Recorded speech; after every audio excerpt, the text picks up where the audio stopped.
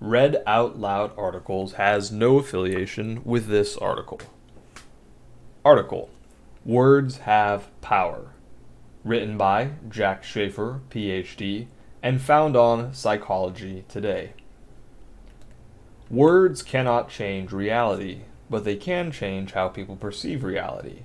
Words create filters through which people view the world around them. A single word can make the difference between liking a person and disliking that person. If a friend describes the person you are about to meet for the first time as untrustworthy, you will be predisposed to view that person as untrustworthy, regardless of the person's actual level of trustworthiness. The single word, untrustworthy, creates a filter, or primacy effect, that predisposes you to view the person you are about to meet as untrustworthy.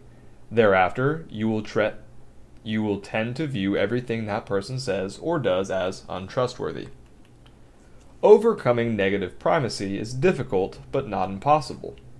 The more times you meet the untrustworthy person and do not experience instances of untrustworthiness, the more likely you are to view the untrustworthy person as trustworthy, thus overriding negative primacy.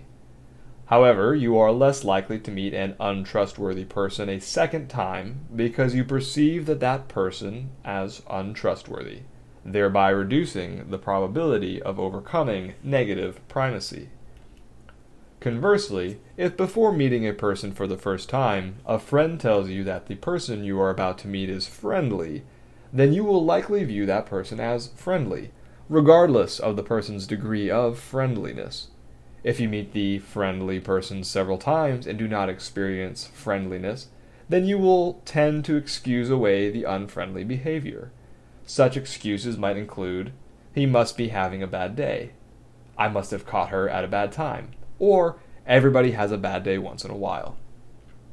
An unfriendly person initially described as friendly gains an advantage from positive primacy because people tend to allow the unfriendly person multiple opportunities to demonstrate friendliness despite numerous displays of unfriendly behavior. In today's busy world, people typically do not consult multiple news sources to get a balanced view of world events. Therefore, people tend to perceive world events through the filter created by a single newspaper, television newscast, or a radio report.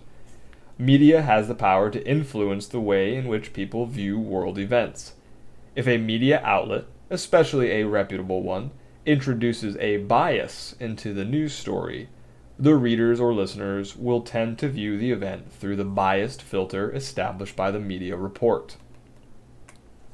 The filter created by the biased news report will remain in place until the readers are exposed to other, more balanced news reports. However, this is unlikely to occur because people generally do not consult multiple news sources. I took advantage of the primacy effect at an early age. I was infatuated with Paula. She was the second prettiest girl I had seen since I crossed the threshold of puberty. I wanted to spend time with her. I devised a plan to meet her without subjecting myself to social humiliation. Beth was Paula's closest friend. I knew if I told Beth that I thought Paula was cute, had a good sense of humor, and that I wanted to take her out on a date, the message would be conveyed to Paula in a matter of minutes. I knew Paula would be faced with two options. If she was predisposed to like me, then the next time she saw me, she would have a favorable opinion of me because she would see me as a person who liked her. If she did not like me, then she would avoid me at all costs because she would know my intentions to ask her out on a date. The next day at school, I saw Paula walking down the hallway.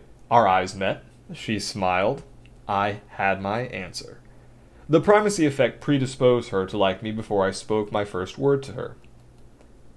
In my early days as an investigator, I fell victim to the primacy effect.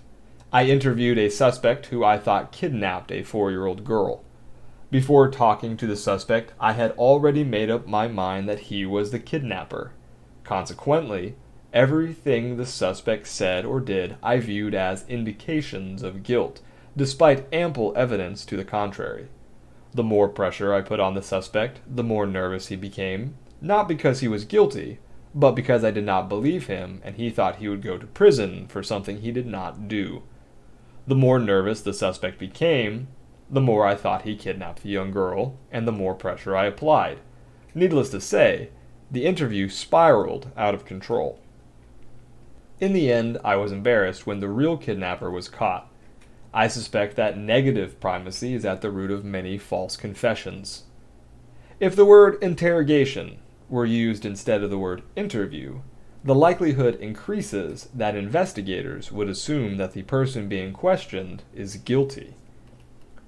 Interviewers view interrogations as adversarial, and at some point prior to interrogations, they either consciously or unconsciously form the opinion that the interviewee is guilty to some degree. If this were not the case, then the interviewers would be conducting interviews, not interrogations. The interview-interrogation paradigm creates two negative primacy filters. The first negative primacy filter is that the interrogation will be confrontational. If interviewers go into the interrogation with the preconceived notion that the suspect will be confrontational, then the interrogation will likely become confrontational because the interviewers will tend to interrupt anything the suspect says or does through the filter of confrontation. Interviewers begin interrogations with a heightened sensitivity to confrontation. Therefore, the slightest provocation by the suspect triggers responses that are more aggressive because interviewers anticipate confrontations.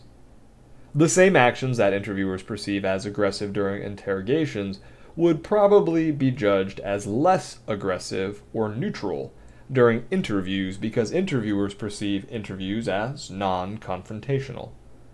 The second negative filter is that interviewers will likely view the interviewees as guilty before the interrogations commence and perceive everything the interviewees say or do as support of their guilt and discount or excuse away any evidence that does not support their preconceived notion of guilt.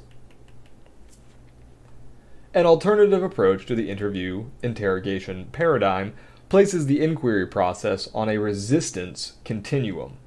At one end of the continuum, interviewees offer information without resistance. At the other end, interviewees are reluctant to provide information or fall silent. This concept allows investigators to glide back and forth along the resistance continuum using a succession of specialized interviewing techniques to overcome varying degrees of resistance. Interviewers need only focus on the appropriate selection of interviewing techniques to overcome resistance from witnesses and suspects alike. As the interviewee's resistance increases or decreases, the interviewer adjusts the intensity of the inquiry by selecting the suitable interviewing technique to overcome the interviewee's resistance. One way to minimize the primacy effect is to develop competing hypotheses. Developing competing hypotheses reduces the primacy effect. A competing hypothesis is an educated guess that supposes a different outcome based on the same or similar set of circumstances. For example, when I speak to someone, my initial hypothesis is that the person is telling the truth. A competing hypothesis posits the initial hypothesis or the competing hypothesis.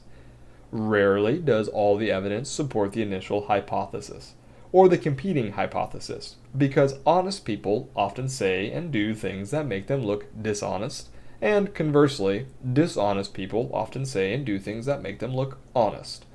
In the end, however, the weight of the evidence should support one hypothesis over the other. The next time you conduct an interview, meet a new colleague, or buy a new product, think about how you came to form your opinion about that person or product. Chances are high that your opinions were formed by primacy. New employees can enhance or hurt their career opportunities depending on the first impressions they make on their employers or coworkers.